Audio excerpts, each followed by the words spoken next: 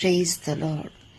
పోరాడకుండా, దిగులు పడకుండా భయాన్ని ఏ విధంగా అధిగమించాలి? మనం చేయాల్సిందంతా ఒక్కటే, సమర్పణ. నిజమే, మన నియంత్రణలో లేని దాని కొరకు మనము చింతిస్తాము, ఎలా అని బాధపడుతూ ఉంటాం. సమర్పించుకోవాలి అని అంటే కూడా మనకు కావలసిందంతా విశ్వాసం.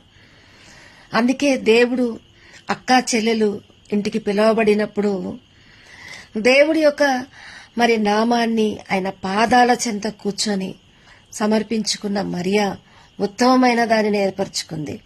కానీ మార్త ఆమె చింతిస్తూ ఆ చింత ద్వారా నీకు కూడా చింత లేదా అని తన నియంత్రణలో లేని దాని కొరకు పోరాడుతూ దిగులుతో చింత కలిగి దేవుని కూడా శోధింపజేసింది. ఈరోజు దేవుడు మన ఎడల బాధ్యత కలిగి ఉన్నాడు.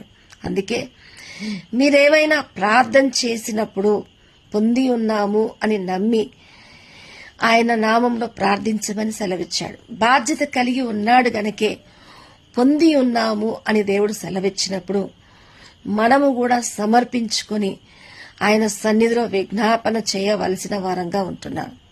దేవునికి స్తోత్రం. సమర్పించుకోవడంలో మనం దేవునికి సాగిలపడినప్పుడు ఆయన అద్భుతాలు మన ద్వారా జరగడానికి మనము ఆయన కార్యాలకు చర్యలుగా నిలబడతాం. ఎంతమంది ఈ మాట నమ్ముతున్నారు? అయితే మనలో విశ్వాసం ఉన్నప్పుడే సమర్పించుకుంటాం. ఆయన ఉత్తమమైన కార్యాలకు మనము యోగ్యమవుతాం. దేవుడు మిమ్మల్ని దీవించునుగాక. ఆమేన్.